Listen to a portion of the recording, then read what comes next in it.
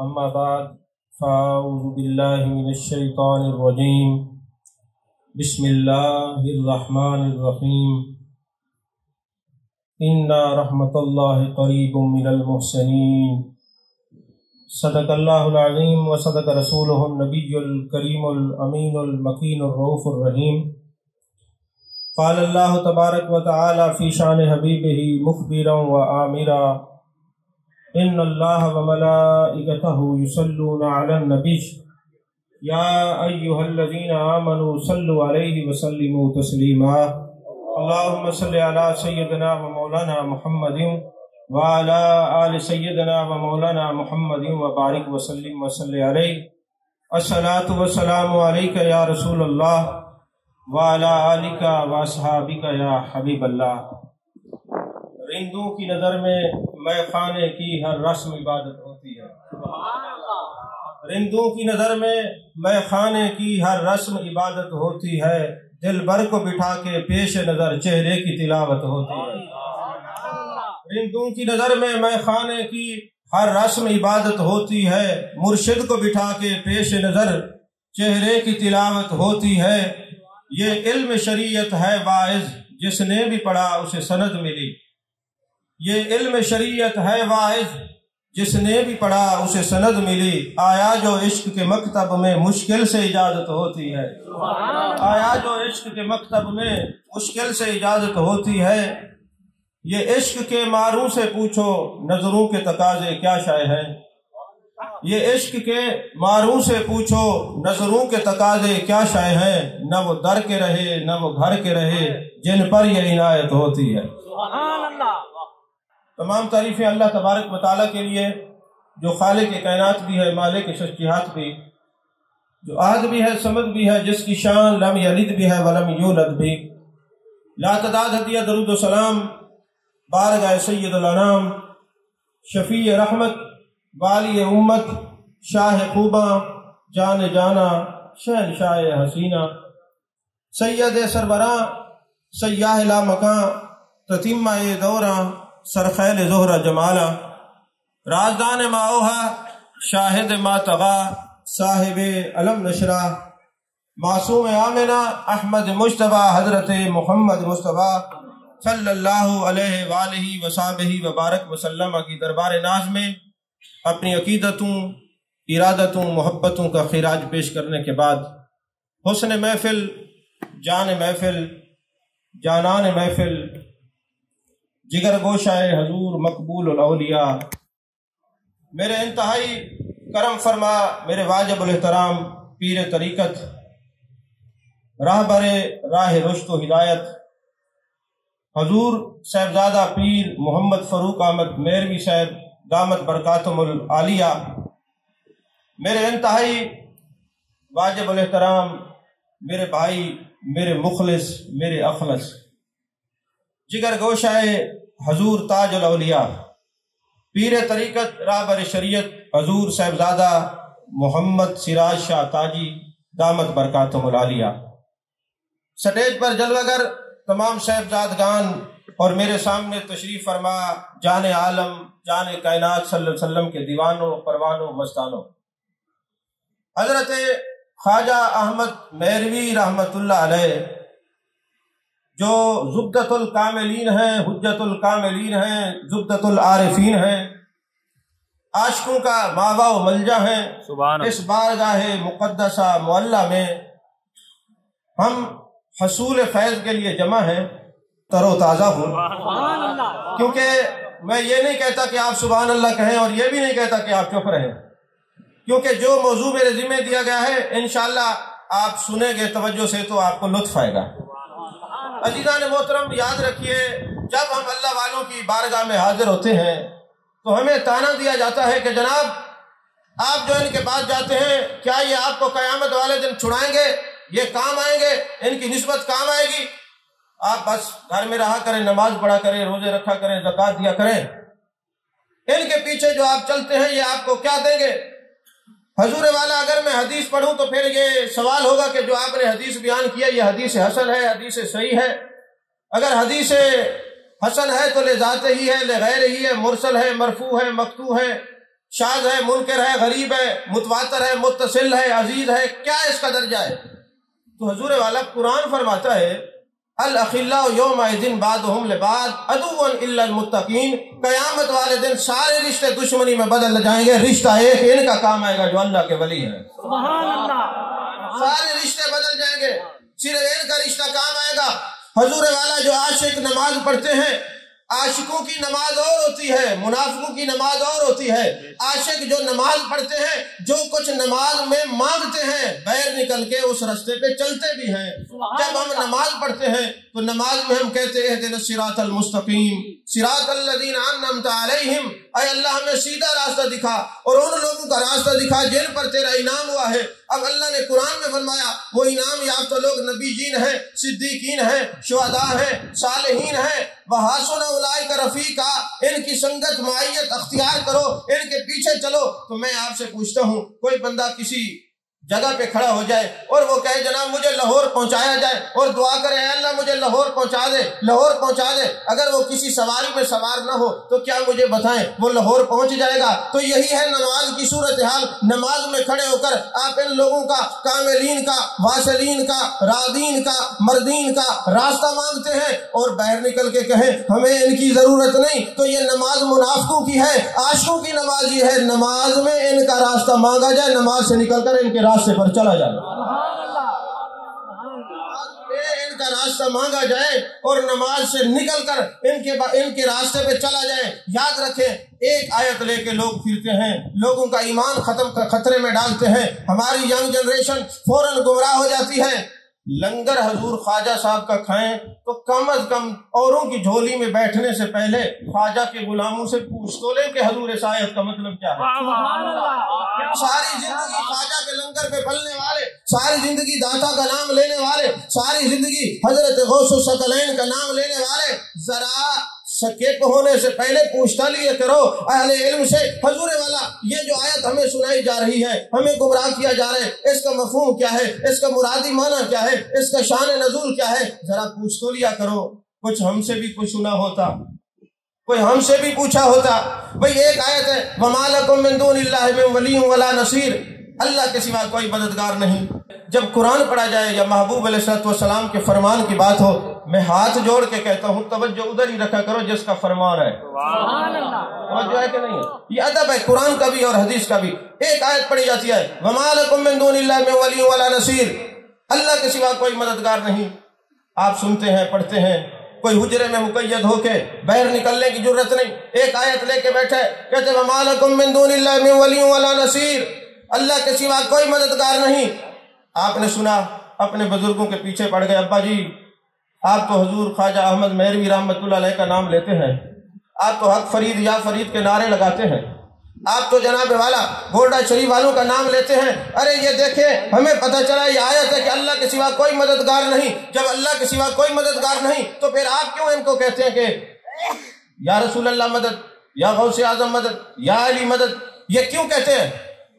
اب وہ بندہ پٹڑی سے اتر گیا اور نقصان ہمیں کیا ہوا؟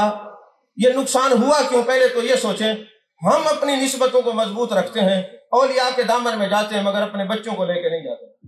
اگر ہم اپنی خانقاہوں سے عشق و محبت کے مراکز سے اپنے بچوں کو جوڑ کے رکھیں، رب کعبہ کی قسم ہے وہ کبھی گمراہ نہیں ہو سکتے، کیونکہ ان کی مجلس میں آنے والا، میرے آقا فرماتے ہم القوم لا یشقی بہم جلیسہم، ان کی مجلس میں آنے والا بدبخت نہیں رہتا، بدبخت آ جائے تو خوش بخت بن جاتا ہے، اور ان کی مجلس میں بدبخت آتا نہیں، آ جائے تو خوش بخت ہوتا ہے۔ لوگ کہتے ہیں جی ہم ولیوں کے دامن میں نہیں جاتے، اللہ فرماتے وَمَن يُضْلِلْ فَلَن تَجِدَ لَهُ وَلِيًّا مُرْشِدًا، ہم جس کو گمراہ کرتے ہیں نہ ولی کے پاس جانے دیتے ہیں نہ مرشد کے، وہ جانے نہیں دیتا، تم کہتے ہم جاتے نہیں۔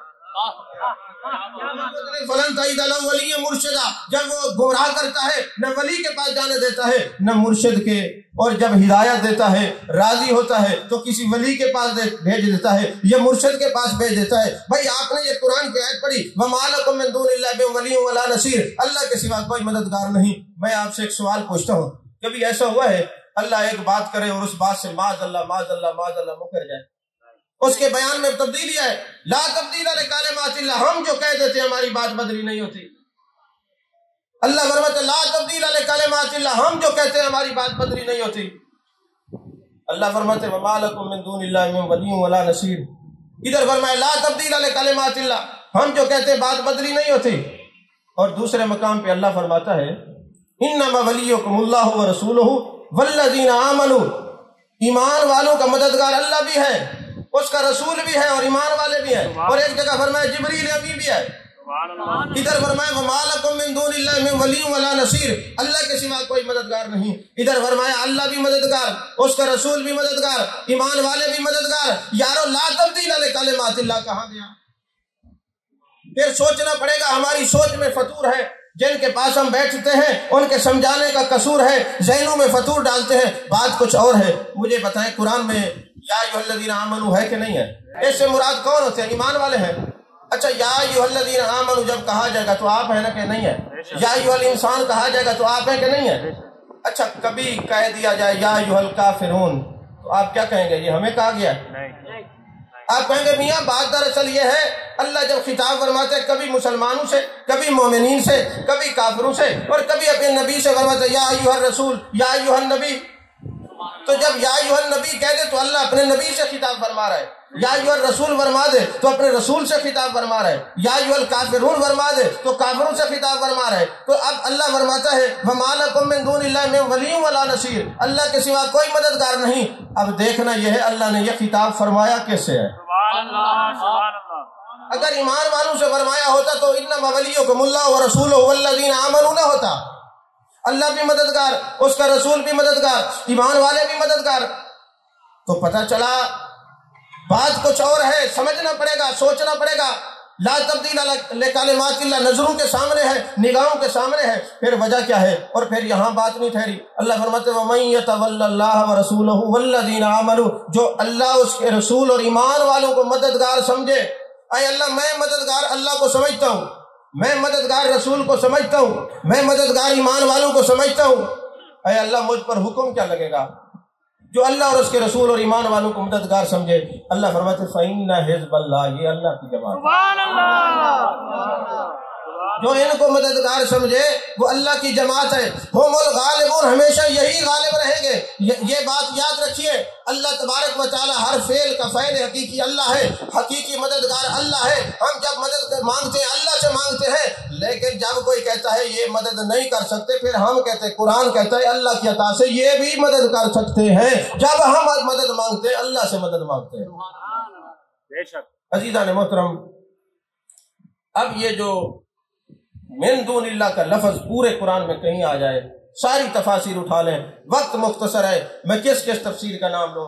اس سے مراد بت پرست ہیں. اللہ نے بت پرستوں کو فرمایا تمہارا کوئی مددگار نہیں. یہ خطاب بت پرستوں کو ہے. اور یہ بخاری شریف کی حدیث پاک ہے، وہ بخاری شریف جو ہر ایک لیا پھرتا ہے، وہ بخاری شریف جس میں سب سے زیادہ محبت رسول کی احادیث مبارکہ ہیں، وہ محبت رسول جس میں فضائل اولیاء ہیں، وہ محبت رسول جہاں متقین کے فضائل بیان کیے گئے، وہ بخاری شریف. اس بخاری شریف کو پڑھیں. اس بخاری شریف میں ہے کہ حضرت ابن عمر نے فرمایا اس امت کے بدترین لوگ نہ بتا دو ان کی نشانیاں. جی بتائیں کون سی؟ فرمایا یہ جو آیات بتوں پر نازل ہوئی ہیں، یہ انبیاء اور اولیاء پر چسپاں کرتے ہیں، یہ اس امت کے بدترین لوگ ہیں.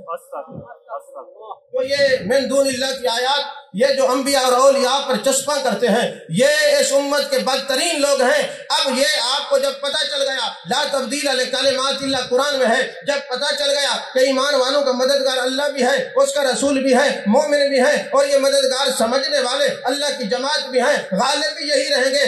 ہم نے آپ کو بتا دیا. اب آپ کی اپنی پسند ہے، خوش بختوں کے دامن میں جا کے بیٹھے یا بدبختوں کے دامن میں جا کے،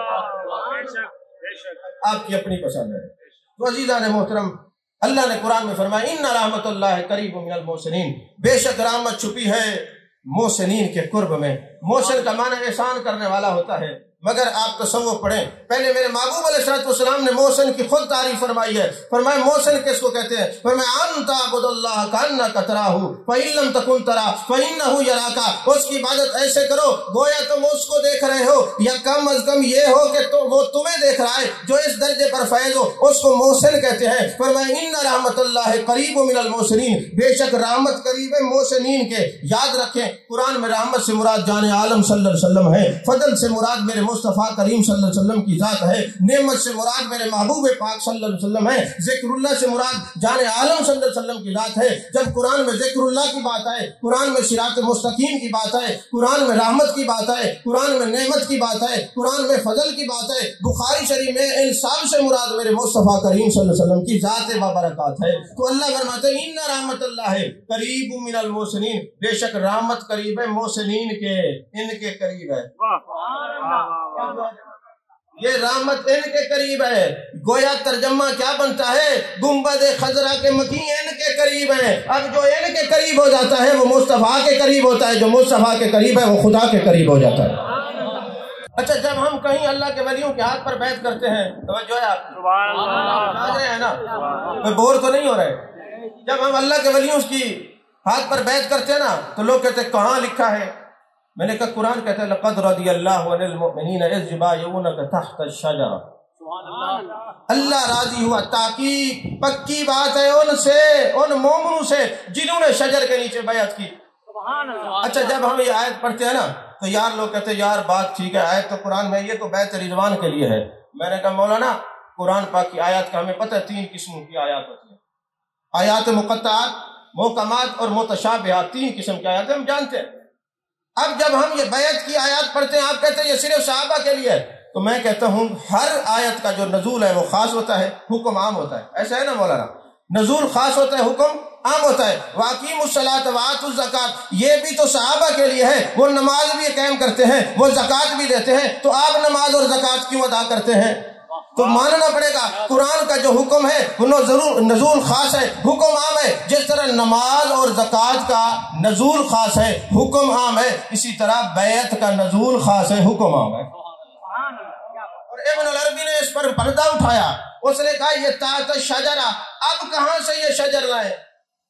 کیونکہ اللہ نے فرمایا جس نے اس درخت کے نیچے آ کر بیعت کی اللہ ان سے راضی ہے۔ تو جب بیعت تو ہم کر لیتے ہیں، اولیاء بھی ہیں، اصفیاء بھی ہیں، نقباء بھی ہیں، نجباء بھی ہیں، کاملین بھی ہیں، واصلین بھی ہیں، رادین بھی ہیں، مردین بھی ہیں، سارے ہیں، مگر درخت کہاں سے لائیں؟ شجر کہاں سے لائیں؟ تو شیخ اکبر نے کہا شجر کہاں سے لائیں؟ یاد رکھو تمام فقہاء نے اور علماء اور اصفیاء نے لکھا ہے اس شجرے کے اندر بیعت کرو کہ جو شجرہ کٹا ہوا نہ ہو، اس شجرے کے اندر بیعت کرو جو شجرہ کٹا ہوا نہ ہو۔ یہ شجرہ کٹا ہوا نہ ہو اس کی وجہ کیا ہے؟ شیخ اکبر کہتے ہیں وجہ یہ ہے میرے مصطفیٰ کریم صلی اللہ علیہ وسلم نے فرمایا جس نے مجھے دیکھا، میرے دیکھنے والے کو دیکھا، اس کے دیکھنے والے کو دیکھا، اس پر جہنم کی آگ حرام ہے۔ جس نے مجھے ہاتھ ملایا، اس کے ہاتھ ملانے والے سے مصافحہ کیا، اس کے ہاتھ مصافحہ کرنے والے سے مصافحہ کیا، اس پر جہنم کی آگ حرام ہے۔ میں آپ سے ایک سوال کرتا ہوں، بعض چیزیں ایسی ہوتی ہیں کہ لغت ختم ہو جاتی ہے، یعنی آپ کہتے ہیں یہ میرا بیٹا ہے اور یہ میرا پوتا ہے۔ آپ کو یہ تو پتا ہے کہ مدینۃ الاولیاء سے آتا ہوں اور ان اولیاء کے پاس آتا ہوں، ادھر سے جاتا ہوں تو میرا شہر بھی اولیاء کا شہر ہے، ادھر مدینۃ الاولیاء، ادھر یہ تاج الاولیاء، یہ جناب والا چشتیہ کے بادشاہ، میں ادھر سے چلوں تو اولیاء، ادھر آؤں تو اولیاء، پھر یہاں سے جاؤں تو حضور نقیب الاولیاء، ہر طرف اولیاء کے دامن میں رہتا ہوں، تو کوئی کیسے جچے میری نظر میں آئے ساجد نسبت یار نے مغرور بنا رکھا ہے۔ آپ مجھے سنے نہ سنے، مجھے اس سے کوئی غرض نہیں، آپ کا قصور بھی نہیں، آپ 2 بج گئے ہیں، اور تصوف میں تو 2 ہی ویسے حرام ہے، اب 2 بج گئے ہیں تو چلو چونکہ آپ جو ہے نا وہ توحید کو ہم سب ماننے والے ہیں تو کوئی بات نہیں، ہم 2 دیکھتے ہی نہیں، ہم ایک ہی سمجھ لیتے ہیں، جو ہے کہ نہیں، ہم ایک ہی سمجھ لیتے ہیں، کیونکہ جو بندہ جس فن کا مہر ہوتا ہے اسی کو دیکھتا ہے نا، اسی کو تکتا ہے۔ تو حضور والا لقد رضی اللہ عن المؤمنین اذ یبایعونک تحت الشجرہ، تحقیق اللہ ان سے راضی ہوا جنہوں نے درخت کے نیچے بیعت کی۔ یارو وہ درخت کہاں سے لائیں؟ ابن عربی نے کہا میں بتاتا ہوں وہ درخت کیا ہے۔ فرمایا جس روحانیت کے سلسلے میں میرے آقا کے اس فرمان کو سامنے رکھیں، یاد رکھیں جس نے مجھے دیکھا، میرے دیکھنے والے کو دیکھا، اس کے دیکھنے والے کو دیکھا، وہ کیا ہے؟ جنتی ہے۔ اور پھر کیا فرمایا جس نے ہم سے مصافحہ کیا۔ اب یہ حدیث مسلسل ہے، علماء جانتے ہیں حدیث مسلسل کی کئی اقسام ہیں، حدیث مسلسل بالمصافح، حدیث مسلسل بالضحک، یعنی محبوب مسکرائے، महबूब मुस्कराए और ये बयान किया। तो ये जिसने ये हदीस के मुसाफा वाली पढ़ी अपने असातिज़ा से जिस अंदाज से मुहद्दिसीन ने पढ़ी है वो अपने शागिर्दों को पढ़ाते हैं और फरमाया जो ये पढ़ लेता है उसी तरह मुसाफा करता है उस पर जहन्नम की आग हराम हो जाती है। अगर वो हदीस मुसाफा को समझना चाहते हैं तो यही है जो औलिया के हाथ पर बैठ जो है कि नहीं है। तो अब ये लुगत खत्म होती है जी, बेटा है, पोता है, पड़पोता है, आगे बताएं। आप बोल नहीं सकते लुगत खत्म है पर नसब चल रहा है जी, अब्बा जी हैं, दादाजी हैं, परदादा जी हैं, ऊपर तक जा रहे, नसब है पर लुगत खत्म हो गई। फरमाया उस शजरे के अंदर बैठ करो जो कटा हुआ ना हो। तुम्हारे पास अल्फाज खत्म हो गए मगर देखने की ताकत आज भी मौजूद है। जिसने उस शजरे में बैत की जो सिलसिला कटा हुआ नहीं है, जो उस सिलसिले में बैत करेगा आज भी उस पर जहन्नम की आग हराम हो जाएगी। मेरे मुस्तफा का फरमान, आज भी उस पर जहन्नम की आग हराम हो जाएगी।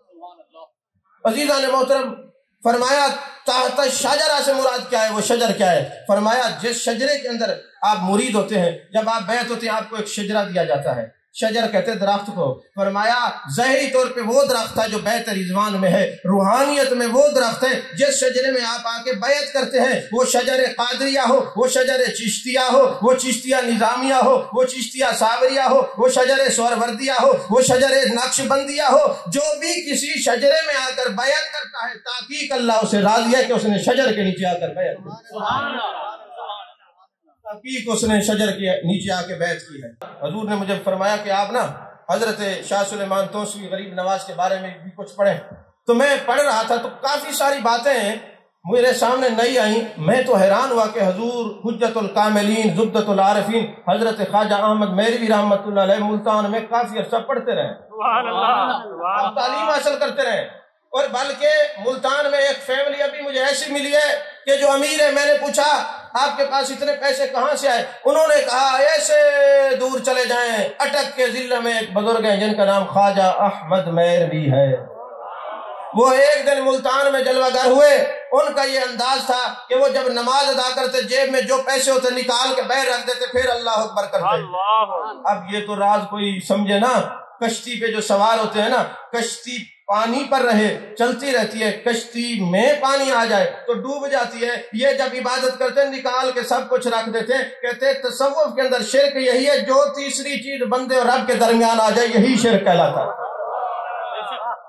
तसव्वुफ को तो समझिए ना। तो हजरत ख्वाजा अहमद मेरवी रहमतुल्लाह अलैह सब कुछ निकाल के बैठ ना नमाज पढ़ रहे हैं। कहते हमारा बाबा गया मुल्तान में, उसने कहा देखा ये दरवेश है, फकीर है, शक्ल से चेहरा चमकता है और सफेद रंग का कुर्ता है, नीले रंग की धोती पहनी हुई है। पहला उसने सवाल किया सही ए तुम्हारे सिलसिले का कोई खास लिबास है? ये आपके सिलसिले कोई खास लिबास है? गरीब नवाज ने फरमाया हमारी निशानी लिबास नहीं है, 5 वक्त की नमाज पढ़ना हमारी निशानी है। जो है कि नहीं है? ये जो निशानी है ये कपड़ों की नहीं, तसव्वुफ कपड़ों के अंदर मुकैयद नहीं है। ये तो मुस्तफा की गली में जिसका दिल मुकैयद है वो सूफी है। महबूब की गली में जिसका दिल मुकैयद है। तो मैंने कहा हुजूर गरीब हूँ। फरमाया अच्छा क्या चाहता है? कहते मेरी नजर तो थी उस पे जो जेब से निकाल के रखा हुआ था, लेकिन क्या खबर ये तो दिलों पे नजर रखने वाले लोग हैं। फरमाया ये भी ले जाओ। जो फकीर दरवेश दुआ करता है, और फकीर का माना क्या होता है? सुल्तान उल आरिफीन सुल्तान बहु कहते हैं, फकीर कहते हैं जो फा से फाका करने वाला हो, काफ से कनात करने वाला हो, या से याद इलाही वाला हो, रे से रियाजत करने वाला हो, जिसमें ये खूबियां उसको तसव्वुफ में फकीर कहा जाता है, उसको तसव्वुफ में फकीर कहा जाता है। और माते हजूर ख्वाजा साहब ने निकाल के दे दिया। फरमाया अच्छा अगर हमारे पास आए हो तो फिर उसके करम से हम इतना नवाजते जा कयामत तक तुम में से कभी कोई गरीब नहीं होगा। वो आज तक नस्लन बाद नस्लन अमीर है कि ख्वाजा अहमद मेरवी की नजर पड़ी। और ये याद रखें जब इनसे किसी ने पूछा, और ये रूहुल मानी में भी है, और यही बात जनाबे वाला तसव्वुफ की सारी किताबों के अंदर मौजूद है, रूहुल बयान में भी है कि ये अकीदत किसको कहते हैं। हजूर कैसे चेक कर लो इस मुरीद को अपने पीर से अकीदत है कि नहीं? फरमाया खालितुहुम लितकूनु मिसलहुम। उस मुरीद को देखो, अगर वो तसव्वुर यार में इतना गर्क है जो इसको देखे नजर वो आए तो फरमाया अकीदत के आला दर्जे पर फैज है। खालितुहुम लितकूनु मिसलहुम। फरमाया जो इनके अंदर ऐसा खल्त हो जाए कि ये ना रहे, जैसे दूध में पानी आए तो वो पानी नहीं दूध बन जाता है। तो है कि नहीं है? تو فرمایا جیسے پانی دودھ میں آئے تو وہ دودھ بن جاتا ہے، اسی طرح خالطہم لتکون مثلہم، جو کوئی ان کی صورت میں گم ہو جائے پھر یہ نہیں رہتا، وہ ہو جاتا۔ تصور میں تیرے ہر شے پہ یوں نظریں جماتا ہوں، نہ جانے کون سی شے میں تیرا دیدار ہو جائے۔ اچھا، اب جب حضرت خواجہ احمد میروی رحمۃ اللہ علیہ اپنے ماموں کے ساتھ حضرت خواجہ شاہ سلیمان توسوی غریب نواز کی بارگاہ میں جاتے ہیں نا، آپ آرام فرما رہے ہوتے ہیں، جب آرام فرما رہے ہوتے ہیں نا تو ماموں نے جا کے قدم بوسی کی، یہ جا کے بیٹھ گئے، ہیبت کی وجہ سے، محبت کی وجہ سے سر جھکا کے بیٹھ گئے، اور حضرت شاہ سلیمان توسوی خواجہ غریب نواز پیر پٹھان رحمۃ اللہ علیہ نے جب اٹھ کے بیٹھے نا، آپ پر نظر پڑی، محفل میں ان پر نظر پڑی، سبحان اللہ ہے جی، جب ان پر نظر پڑی تو آپ نے ہاتھ بڑھا دیے، کسی نے کونی مار کے کہا حضرت غریب نواز نے ہاتھ بڑھائے، آپ دیکھتے نہیں۔ اچھا، میں جب یہ پڑھ رہا تھا، کچھ تو وہ پروفیسر صاحب نے اس کے اندر تھوڑا سا حاشیہ لگایا، کچھ میں خود ہی دور چلا گیا، میں نے کہا محبوب نے فرمایا، بخاری شریف کی حدیث واقع، الارواح جنود مجندۃ، اللہ نے یہ لشکر پورے گروہ کے گروہ پیدا کیے، جو وہاں ملا ہے یہاں ملے گا، جو وہاں ملاقات کی یہاں ملاقات ہوگی، جس نے وہاں دیکھا ہوگا یہاں دیکھے گا، جس کا وہاں تعارف ہوا ہے عالم ارواح میں یہاں بھی ہوگا، اور جب ملے گا وہ کہے گا یہ دیکھا دیکھا سے لگتا ہے، کہاں دیکھا ہے؟ وہاں دیکھا ہے، تصور یہاں پہ آ چکا ہے۔ اور ہوں گے جنہیں موت آ گئی ہوگی، خیال یار سے پائی ہے زندگی میں نے۔ فرماتے ہیں جب شیخ نے ہاتھ بڑھائے نا تو کسی نے کہا حضور غریب نواز نے ہاتھ بڑھائے ہیں، تو لکھنے والے نے کہا آپ نے دیکھتے ہی کہا او ہو یہ تو میرا ہے، آپ نہیں سمجھے، یہ تو میرا ہے، اور توجہ کی ہاتھ بڑھا دیا، جب میرا ہے تو پھر دور کیوں بیٹھا ہے؟ اور پھر جناب والا تو شیخ نے ایک سیب منگوایا، آدھا کاٹا، آدھا آپ کو عنایت فرمایا، آدھا جو ہے نا لوگوں میں تقسیم کر دیا، سیب کھانا تھا، دل کی دنیا بدل گئی۔ اچھا یار، یہ تصوف میں سیب کا کوئی مسئلہ ہے صحیح؟ وہ ایک حضرت غوث اعظم رضی اللہ تعالیٰ عنہ کے والد ماجد سیب بخشوانے گئے تھے، مسئلہ وہ بھی سیب کا تھا۔ وہ جب سیب بخشوانے کے لیے گئے تو انہوں نے کہا اچھا جو اتنا نیک ہے تو پھر جب باپ ایسا اور ماں ایسی تو بیٹا بھی تو عبد القادر پیدا ہوا ہے نا۔ اچھا وہ بھی سیب کا مسئلہ، اور پھر میرے پیر دستگیر حضرت غوث سبحانی سیدنا شیخ عبد القادر جیلانی رضی اللہ تعالیٰ عنہ کے پاس ایک بادشاہ وقت آتا ہے اور آ کے کہتے ہیں حضور کچھ کھلائیں، آپ نے ایک سیب منگوایا، اور جب سیب اپنے ہاتھ میں رکھا وہ خوشبو والا ہے، جب اس کے ہاتھ میں دیا تو اس کے اندر کیڑے پڑ گئے، کہنے لگا حضور سیب تو ایک ہی ہے مگر ادھر کیڑے ہیں اور ادھر خوشبو ہے۔ فرمایا جب یہ ظالم کے ہاتھ میں آتا ہے رزق تو کیڑے پڑتے ہیں، اور عاشق کے ہاتھ میں آتا ہے تو یہ نور بھی بن جاتا ہے، اللہ کا فیض بھی بن جاتا ہے، یہ نور بھی بن جاتا ہے، اللہ کا فیض بھی بن جاتا ہے۔ تو وہ سیب کھلایا، یہ کوئی وجہ ضرور ہے کہ یہ سیب کھلایا، دل کی دنیا بدل گئی۔ پھر آپ جب بھی جاتے ہیں اپنے شیخ کی بارگاہ میں ایسے نہیں جاتے، بلکہ کوئی دمبا لے کے جاتے ہیں، کوئی جانور لے کے جاتے ہیں۔ یہ رات سمجھ گئے تھے اب شیخ کے پاس خالی آئیں گے تو خالی جائیں گے، کچھ لے کے جائیں، ہے تو سب کچھ نہیں کرا۔ ذرے کو باہر قطرے کو دریا بنا دیا، تیرے کرم نے مجھ کو کیا سے کیا بنا دیا، سر جو میں نے دیا تو یہ تیری ہی تھی عطا، شرمندگی تو یہ ہے کہ میں نے کیا کیا، سر جو میں نے دیا تو یہ تیری ہی عطا، شرمندگی تو یہ ہے کہ میں نے کیا کیا۔ یہ جو ڈھوک ہے نا، یہ جگہ، یہ میرا شریف، توجہ ہے آپ کی۔ تو یہاں پر ایک صاحب تھے جن کا نام میاں محمد صاحب تھا، وہ میاں صاحب جو تھے نا ان کی یہ ڈھوک ہے۔ تو ایک دن حضرت میاں محمد علی مکھٹوی صاحب رحمۃ اللہ علیہ یہاں سے گزرے نا، تو جس کی ڈھوک تھی نا میاں محمد صاحب نے، اس نے کہا حضور والا یہ ڈھوک آباد کی ہے، دعا فرمائے یہ آباد رہے۔ فرمایا یہاں ہم انوار و تجلیات کی بارش کو دیکھ رہے ہیں، انوار و تجلیات کی بارش کو دیکھ رہے ہیں۔ اور پھر یہ جو میاں محمد صاحب تھے نا، جب یہ توسا مقدسہ محلہ میں تشریف لے گئے نا، وہاں پر پہنچے تو حضرت شاہ سلیمان توسوی غریب نواز رحمۃ اللہ علیہ کی خدمت میں عرض کی حضور ایک ڈھوک بنا کے آیا ہوں اور دعا فرمائے۔ فرمایا کیا نام ہے؟ کہا میرا ہے۔ فرمایا میرا نہیں میرا ہے، یہ میرا نہیں میرا ہے، اور جہاں جو میرا ہوتا ہے وہاں قیامت تک جو ہے رنگ لگ جاتا ہے، انوار و تجلیات کی بارش ہوا کرتی ہے۔ اور یاد رکھیں حضرت شاہ سلیمان توسوی غریب نواز رحمۃ اللہ علیہ کیا فرماتے ہیں، آپ ارشاد فرماتے ہیں کہ یہ جو ولی ہوتا ہے نا، ان کی نگاہ کے اندر یہ اثر ہوتا ہے کہ جب یہ کسی پر نگاہ ڈالتے ہیں تو دل کی دنیا بدل کے رکھ دیتے ہیں، دل کی دنیا بدل کے رکھ دیتے ہیں۔ اس کے پیچھے راز کیا؟ فرمایا فَإِنَّكَ بِأَعْيُنِنَا، اللہ فرماتے ہیں محبوب ہم تو آپ کو تکتے رہتے ہیں، محبوب ہم آپ کو تکتے رہتے ہیں، میرے مالک آپ اپنے محبوب کو تکتے ہیں، ہمیں نہیں تکتے۔ فرمایا ہاں ہم تمہیں بھی تکتے ہیں، جب تمہیں دیکھتے ہیں یہ نگاہ علم ہے، جب یار کو دیکھتے ہیں محبت ہے، نگاہ محبت ہے، جب یار کو دیکھتے ہیں نگاہ محبت ہے۔ اور یہ جو نگاہ ایسی پڑی ہے، نگاہ کا ایسا اثر پڑا ہے کہ جب یہ دیکھتے ہیں تو پھر دل کی دنیا بدل دیتے ہیں۔ کسی نے حضرت شاہ سلیمان توسیوی رحمۃ اللہ علیہ سے عرض کی حضور یہ جب ولی دیکھتا ہے تو دل کی دنیا کیسے بدل دیتا ہے؟ آپ نے فرمایا ایک خاص قسم کا سانپ ہوتا ہے، اس کا نام لیا، فرمایا وہ سانپ کسی کو ڈستا نہیں، مگر وہ کسی بندے کی آنکھوں میں آنکھیں ڈال کے دیکھ لے تو اس کی طبیعت کے اندر زہر پھیل جاتا ہے۔ تو سانپوں کے زہر کو مانتے ہو، ولی کی نگاہ ناز کو نہیں مانتے۔ سانپ جب دیکھتا ہے تو دل کی دنیا وہ زہر آلود کر دیتا ہے، اور جب یہ اللہ کا ولی دیکھتا ہے دل کی دنیا کو بدل کے رکھ دیتا ہے۔ یہی وجہ ہے حضرت نظام الدین اولیاء محبوب الہی کا بھی واقعہ ہے، حضرت شیخ اکبر محی الدین ابن العربی کا بھی واقعہ ہے، حضرت جنید بغدادی کا بھی یہ واقعہ ہے رحمۃ اللہ علیہ مجمعین۔ یہ لوگ کیسے لوگ ہیں؟ یہ تصور یار میں بیٹھے ہوئے ہیں، وہ اور ہوں گے جنہیں موت آ گئی ہوگی، خیال یار سے پائی ہے زندگی میں نے۔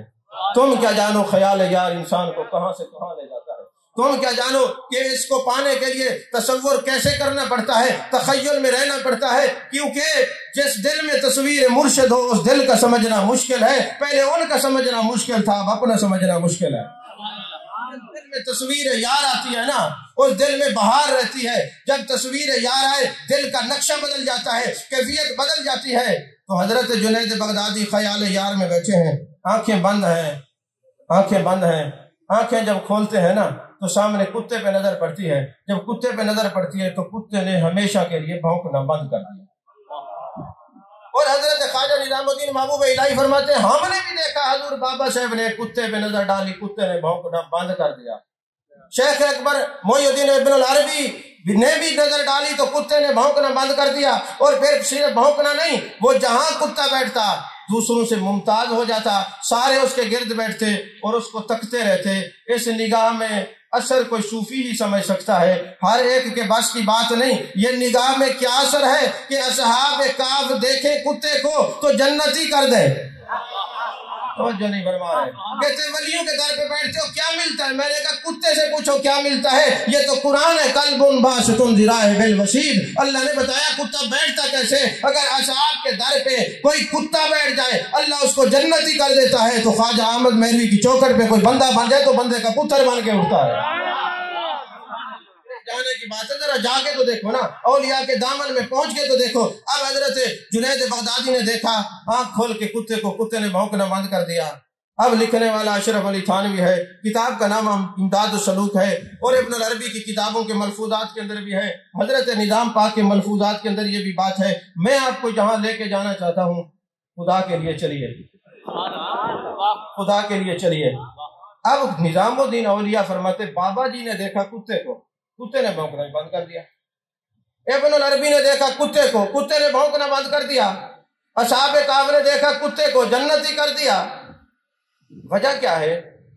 ابن العربی کہتے ہیں مجھے یہ راز تب سمجھ آیا کہ نبیین، صدیقین، شہداء، صالحین، کاملین، واصلین، عاشقین، رادین، مردین، یہ جو اللہ کے چنیدہ لوگ ہیں نا، میں نے یہ ریسرچ کی ہے کہ جو ولیوں کے سامنے بیٹھتے ہیں ان کی نظر کا شکار ہوتے ہیں، وہ نظر شدہ لوگ کسی کو بھونکا نہیں کرتے۔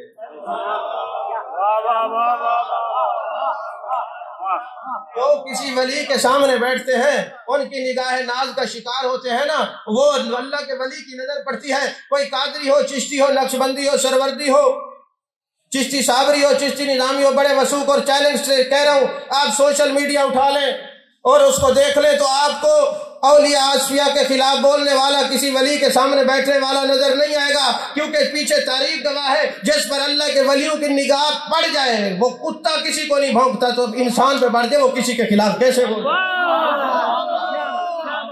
اچھا جناب والا یہ عجیب بات ہے، یہ جناب یہ ولی سینے کے اندر کیسے اڑیل دیتا ہے؟ میں نے کہا جب سے سائنس آئی ہے نا، اعتراض کرنے والوں یاد رکھنا، انبیاء اور اولیاء پہ جب کسی نے اعتراض کیا ہے اللہ نے سائنس کی روشنی میں جواب دیا ہے۔ اس کی چند مثالیں میں عرض کرتا ہوں۔ یہ جی مرشد کا سینہ بند ہوتا ہے، مرید کا سینہ بند ہے، یہ توجہ سینے سے دوسرے مرید کے سینے میں کیسے چلی جاتی ہے؟ میں نے کہا آپ کا موبائل بھی بند ہوتا ہے، سامنے والے کا موبائل بھی بند ہوتا ہے، آپ بلوٹوتھ آن کرتے ہیں، ادھر کا مال تمہارے موبائل میں آ جاتا ہے، مرشد کا سینہ بھی بند ہے، مرید کا سینہ بھی بند ہے، محبت کا بلوٹوتھ چلتا ہے، ادھر کا فیض مرید کے سینے میں آ جاتا ہے۔ اور پھر جب لوگوں نے اعتراض کیا، ایک وقت آیا لوگوں نے کتاب لکھی، کسی کو پتہ نہیں ہے ماں کے پیٹ میں کیا ہے، انہوں نے میرے محبوب علیہ السلام کے علم پر تان کیا، تو آگے آپ بڑھ کر سائنس نے جواب دیا۔ کل تک یہ کہتے تھے کسی کو پتہ نہیں ماں کے پیٹ میں کیا ہے، آج جب بیوی کے پیٹ میں بچہ آتا ہے، لمبی داڑھی ہے، اور سیدھے جاتے ہیں اور جا کے کہتے ہیں الٹرا ساؤنڈ کرنے سے جناب ڈاکٹر صاحب بتائیں تو صحیح لڑکا ہے یا لڑکی ہے۔ ملا کل تک کہتا تھا کوئی نہیں جانتا، نبی کے علم پر یقین نہیں، ولی کے علم پر یقین نہیں، آج الٹرا ساؤنڈ کے علم کو مانے کھڑا، یہ میرے خدا نے بتایا ہے ولی کا علم کیا ہوتا ہے، نبی کا علم کیا ہوتا ہے۔ کل تک لوگوں نے کہا جناب والا کسی کو پتہ نہیں بارش کب ہوگی، پھر محکمہ موسمیات آ گیا، اب کل خانی رکھنی ہو، شادی رکھنی ہو، تو کہتے پوتر دیکھی ذرا اتوار والے نے بارش تک ہے نہیں، توجہ ہے کہ نہیں، ذرا دیکھی تو صحیح بارش تو نہیں، ابا کیا ہوا، یہ تو کسی کو علم نہیں، کہتے وہ اور بات تھی۔ میں نے کہا جب سائنس کو اتنا ترقی ہے تو روحانیت کو کتنا ترقی ہوگی، پھر نبوت کو کتنا ترقی ہوگی۔ تو یہ علم کو ناپنے والے سن لو۔ پھر ایک شخص اٹھا، اس نے کتابیں لکھی، اس نے کہا یہ جو کرامن کاتبین ہیں جو کندھوں پہ بیٹھتے ہیں، میری سمجھ میں نہیں آتا یہ نیکیاں اور برائیاں کیسے لکھتے ہیں۔ انہوں نے اعتراض کیا، کچھ عرصے کے بعد یہ کیمرہ بن گیا، کندھے پہ اٹھا کے ویڈیو بنا رہے، کہتے ہیں ایسے بنتی ہے ویڈیو۔ تو سائنس نے بتا دیا کہ لوگوں انبیاء پر، اولیاء پر، اصفیاء پر اعتراض نہ کرنا، اگر اعتراض کرو گے تو پھر دیکھنا جو کچھ تم اعتراض کرو گے اللہ قرآن کی صورت میں بھی جواب دے گا اور سائنس کی صورت میں بھی جواب دے گا۔ من عاد علی ولیا فقد آذنتہ بالحرب، جو اللہ کے ولیوں پر تان کرتا ہے اللہ اسے اعلان جنگ کرتا ہے، اور جواب بھی اللہ تبارک و تعالیٰ خود دیتا ہے۔ عزیزان محترم، یہ جو آستانے ہیں یہ علم کے مرکز بھی ہیں۔ حضرت شاہ سلیمان توسوی رحمۃ اللہ علیہ کی دو چار باتیں، چھوٹی چھوٹی باتیں عرض کر کے گفتگو ختم کر رہا ہوں۔ سونا ہی بن گئے ہیں نہ سونے سے اہل دل، سونا ہی بن گئے ہیں نہ سونے سے اہل دل، ملتا نہیں یہ سونا کسی نوحہ در کے پاس۔ جب کوئی سو رہا ہو نا تو اس کو سلام کرنا بھی جائز نہیں، تقریر سنانا بدرجہ اولا ناجائز ہے، سوتے ہوئے کو تقریر نہیں سناتے۔ اچھا یہ بھی مسئلہ حل ہو گیا کہ لوگ کہتے سوتے ہوئے کو فقہاء کا سلام نہیں کرتے۔ میں نے کہا پھر قبر والوں کو کیا حکم ہے؟ السلام علیکم یا اہل القبور کہتے، پتہ چلا یہ سوئے بھی نہیں ہے، مرے بھی نہیں ہے، زندہ ہے، تبھی تو آپ السلام علیکم یا اہل القبور کہہ رہے ہیں، ورنہ شریعت تو کہتی ہے سوئے ہوئے کو سلام نہیں کرنا، تو پھر موئے ہوئے کو کیسے سلام کرنا جائے گا؟ تو قبرستان والے جو نبی کا غلام وہ نہیں مرتا، وہ امر ہو جاتا ہے، مکان بدلتا ہے۔ تو عزیزان محترم، حضرت شاہ سلیمان توسوی رحمۃ اللہ علیہ آپ کی خانقاہ کے اوپر طالب علموں کو وسیع طور پہ لنگر دیا جاتا۔ ایک دن لنگر گیا، اس نے کہا صحیح آپ نے ایک حکیم بٹھایا ہے، طبیب بٹھایا ہے کہ طالب علموں کی خدمت کرنی ہے، اور سادات کا جو احترام حضرت شاہ سلیمان توسوی غریب نواز نے اپنے مریدوں کو سکھایا، تاریخ میں کہیں نہیں ملا۔ آپ یہ ہر جگہ جائیں، سیال شریف چلے جائیں، میرا شریف آئے، کہیں بھی جائیں دیکھیں سادات کا احترام۔ وہ سمجھ گئے تھے جز اور کل کا حکم کیا ہے، وہ سمجھ گئے تھے کل لا اسألکم علیہ اجرا الا المودۃ فی القربى، یہ قرآن میں ہے۔ اے محبوب اگر کوئی آپ سے دین کے پھیلانے کا اجر پوچھے تو فرما دیجئے میری اہل بیت سے محبت کرو۔ اب اجر اور مودت اگر سیکھنی ہو تو مچھلی سے سیکھو، مچھلی کو پانی سے مودت ہے۔ تو ایک دن مچھلی نے، مولانا روم نے مودت کا ترجمہ کیا، اس نے کہا ایک دن نا مچھلی نے پانی سے مودت کی قسم کھا لی، اور کہا مچھلی نے کہ اگر میں پانی تجھ سے جدا ہو جاؤں گی تو جان دے دوں گی، اور پھر ایسا نہیں اگر کوئی مجھے کھا لے گا پکا کے تو جب تک اس کے جسم کے اندر رہوں گی تو پانی کرتی رہوں گی۔ کوئی بندہ تیسری بار پانی پی لے تو آپ پوچھتے کیا ہوا، وہ کہتے میں نے مچھلی کھا لی ہے، اب وہ اندر جا کے بھی پانی کر رہی ہے۔ کہا پانی کو مچھلی سے مودت ہے، اگر یہ پانی سے نکلے اس کی جان چلی جاتی ہے، تو اس مومن کو خاندان نبوت سادات سے محبت ہے، یہ سیدوں سے دور ہو جائے تو ان کا ایمان چلا جاتا ہے۔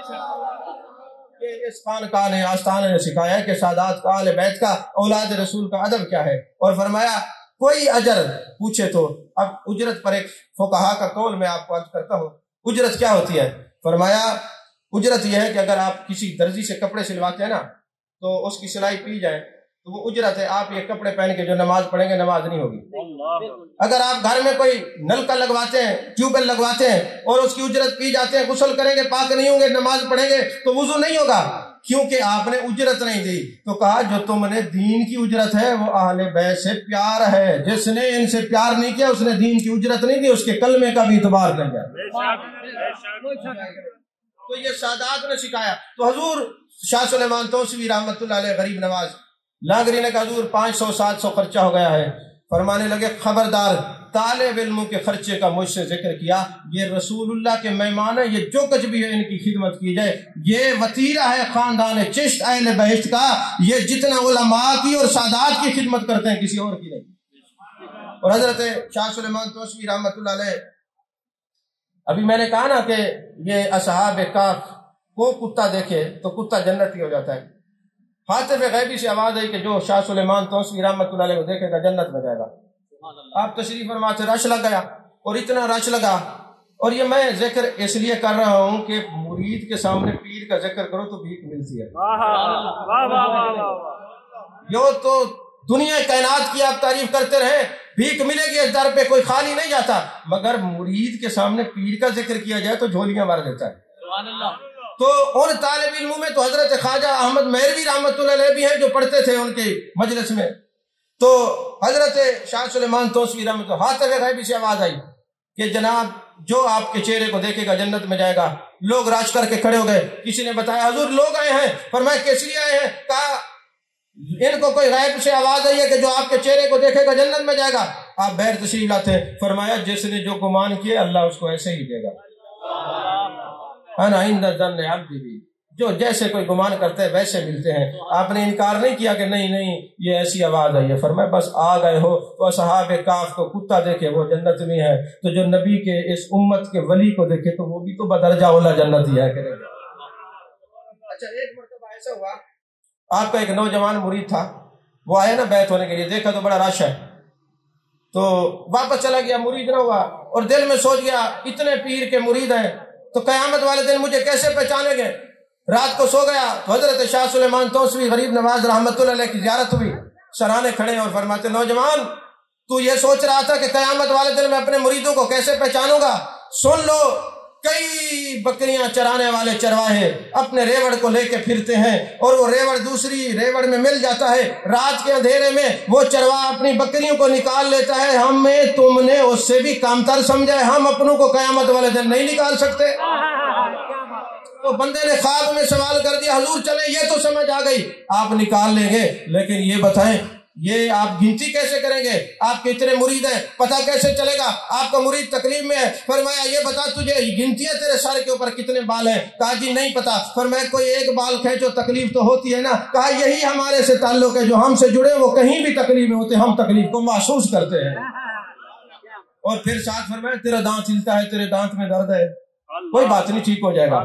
سب آنکھ کھلی تو درد نہیں تھا، اور جب حضرت شاہ سلیمان توسوی رحمۃ اللہ علیہ کی خدمت میں آیا نا تو آ کے کہنے لگا، ابھی بولا ہی نہیں تھا، آپ نے فرمایا مسئلہ حل ہو گیا نا؟ مسئلہ حل ہو گیا کہ نہیں؟ بات سمجھ میں آئی کہ نہیں؟ دانت کا درد کیسا ہے؟ آگے وہ بندہ بھی سمجھدار تھا، اس نے کہا حضور اگر درد بھی دور کر دیا ہے پھر یہ بھی پتا ہوگا میرے دل میں کیا ہے۔ درد دل دے کے مجھے اس نے آزاد کیا، جا دیر و حرم کی کشمکش سے تجھے آزاد کیا۔ یہ درد دل بڑی چیز ہے، جہاں سے ملے، دیر سے ملے، حرم سے ملے، یا ساقی کے آستان سے ملے، ارے متاع درد بڑی چیز ہے جہاں سے ملے۔ یہ درد دل ساری دنیا کا حصہ نہیں، یہ کرم ہے میرے حبیب کا جسے چاہے درد عطا کر۔ اس در سے جس کو درد کی دولت مل جاتی ہے نا تو پھر وہ ایسا ہی ہوتا ہے۔ ایک ہندو آپ کی مجلس میں آیا کرتا تھا نا، تو کسی نے کہا تو کیوں آتا ہے، تو تو ہندو ہے، اور نہ آیا کر مت آیا کر حضرت شاہ سلیمان توسوی رحمۃ اللہ علیہ کی خدمت میں۔ آپ کو جب پتہ چلا نا، آپ قرآن کو یہ پڑھتے تھے، جانتے تھے کہ کبھی غیر مسلم یہود و نصارہ دوست نہیں ہو سکتے، لیکن آپ نگاہ ولایت سے دیکھ رہے تھے، کیونکہ ہم القوم لا یشقی بہم جلیسہم، جو آپ کی خدمت میں آ جائے وہ بدبخت نہیں رہتا، وہ آتا اتنے بڑے بندے کی بارگاہ میں ہے پھر ہندو رہے۔ تو آپ نے فرمایا یہ ہمارا دوست ہے، اس کو کچھ نہ کہو۔ جب اس کو پتہ چلا کہ یہ حضرت شاہ سلیمان نے فرمایا یہ میرا دوست ہے. کہا اتنا بڑا بندہ مجھے دوست کہے پھر میں ہندو رہوں. جا کے دامن سے لپٹ گیا. حضور کلمہ پڑھے تاکہ پکی آپ کی دوستی میں آ جاؤں, حشر والے دن ہاتھ پکڑ کے جنت میں مجھے ساتھ لے جائیں. بس اس بات کو یاد رکھیں, کبھی آپ کو کوئی سوال ہو, کوئی مسئلہ ہو, آپ اپنے علماء سے ضرور رابطہ کریں. جیسے میں نے ایک آیت تھی درمیان میں پڑھ کے آپ کو سنائی, آپ کا عقیدہ محفوظ ہوا کہ نہیں؟ وہ ہاتھ کھڑا کرے جس کو سمجھ آئی ہے. وہ ہے نا الحمدللہ. تو اسی طرح ایک نصیحت میری یاد رکھنا, میرے محبوب کے غلام تھے حضرت فراس ان کا نام تھا. وہ چھوٹے سے بچے تھے, سر میں درد ہوتا تھا, محبوب علیہ السلام کی بارگاہ میں لے گئے. باپ نے کہا حضور اس کے سر میں درد ہوتا ہے. جانے کہنا جانے عالم صلی اللہ علیہ وسلم نے پیار سے یہاں سے ایک چٹکی کاٹی, ایسے ایسے پکڑا اور چھوڑ دیا. جیسے یہ پکڑا نا, کیونکہ جب آپ کسی کو پکڑتے ہیں چھوڑتے نہیں, جب پکڑتے ہیں میرے آقا لجپالے چھوڑتے نہیں. ادھر سے پکڑا نا, جیسے محبوب علیہ السلام نے ید اللہ کے ہاتھ ہٹائے نا تو یہاں پہ بال ہو گئے, اور جب بال ہو گئے نا تو لوگ ان کو دیکھنے کے لیے آتے کہ یہ محبوب کی جو ہے نا یہ آپ کا معجزہ ہے کہ یہ بال اگے ہیں. وقت گزرتا گیا, اولیاء کا فیضان فیضان نبوت ہوا کرتا ہے. اولیاء کا فیضان میرے آقا کے فیضان سے جدا نہیں ہوتا. بات اگر آپ کو سمجھ آئے گی تو میرا خطاب ٹھکانے لگا. حضرت فراس کو بال ہو گئے, کچھ عرصہ گزرا, ایک ٹیم پیدا ہوئی جو مولا علی کے خلاف بولتی تھی, جو صحابہ کے لیے زبان درازی کیا کرتی تھی, وہ آل بیت اور صحابہ کے لیے بغض رکھتی تھی. تو حضرت فراس رضی اللہ تعالیٰ عنہ ان کی مجلس میں جا کے بیٹھنے لگے. کہتے کچھ نہیں تھے, صرف بیٹھتے تھے. یہ صحابی رسول ہیں صلی اللہ علیہ وسلم, میرے آقا کے غلام ہیں, محبوب نے نوازا ہے, سر درد ہوتا تھا دور کیا ہے, ادھر ہاتھ رکھا ہے تو بال ہو گئے ہیں, لوگ دور سے زیارت کرنے کے لیے آتے, ہم تو کچھ بھی نہیں ہے. تو جب ایسے لوگوں کے پاس بیٹھا جو صحابہ اور اہل بیت کے خلاف باتیں کرتے تھے, یہ بیٹھتا تھا. باپ نے کہا نہ بیٹھا کر. جب کوئی بندہ ایسے لوگوں کے پاس بیٹھتا ہے نا, فیضان نبوت بند ہو جاتا ہے, پھر ملتا نہیں. نہ بیٹھا کر. اس نے کہا جی, باپ کی بات سنی, پھر انسنی کر دی. اب باپ نے مقید کر دیا, قید کر دیا. پتہ چلا میرے نبی کے صحابہ بچوں کو ایسے لوگوں کی صحبت سے بچا رہے ہیں. آج کے دور میں کوئی بندہ صحابہ کی سنت پہ چلتے ہوئے گستاخوں سے بچائے گا تو وہ سنت صحابہ پر عمل کر رہا ہے. توجہ ہے کہ نہیں ہے؟ سنت صحابہ پر عمل کر رہا ہے. اب وہ جناب ان کو 1 مہینے کے لیے جب قید کیا نا تو وہ بال گر گئے. صبح اٹھ کے رونے لگے. یہ محبوب کی نشانی تھی. والضحیٰ کے چہرے کو دیکھا تھا, واللیل کی زلفوں کو دیکھا تھا, ما زغ البصر وما طغیٰ کے کاجل والی آنکھوں کو دیکھا تھا, علم نشرہ کے سینے والے محبوب کو دیکھا تھا, طٰہٰ کے تاج والے محبوب کو دیکھا تھا, یاسین کے سیرے والے محبوب کو دیکھا تھا, ید اللہ والے ہاتھوں سے محبوب نے ہاتھ رکھا تھا. یہ بال ہو گئے, یہ تو فیضان چلا گیا. رات کو میرے محبوب کا دیدار ہوا. فرمایا فراس اپنا ہو کے غیروں کی مجلس میں بیٹھا. اللہ اکبر. اپنا ہو کے غیروں کی مجلس میں بیٹھتا, اپنوں کی مجلس میں بیٹھا تھا. حضور غلطی ہو گئی ہے, کیا میں آئندہ نہ بیٹھوں ان کی مجلس میں تو فیضان ملے گا؟ فرمایا خوب سے خوب تر ملے گا. تو حضرت فراس کی جب آنکھ کھلی تو کہا نہیں بیٹھوں گا. جو صحابہ اہل بیت کے خلاف بولتے ہیں, محبوب کی عظمت کا منکر ہیں, انکار کرتے ہیں, حضرت فراس نے توبہ کی. جب صبح اٹھے تو بال اگے ہوئے تھے. باپ نے دیکھا, مسکرائے, فرمایا گستاخوں کی مجلس میں جانے سے فیضان اولیاء اور فیضان انبیاء بند ہو جاتا ہے, اور عاشقوں کی مجلس میں جانے سے نبی کا فیضان بھی ملتا ہے, ولی کا فیضان بھی ملتا ہے. اللہ تعالی ہم سب کو ادب نصیب فرمائے. آمین. وآخر دعوانا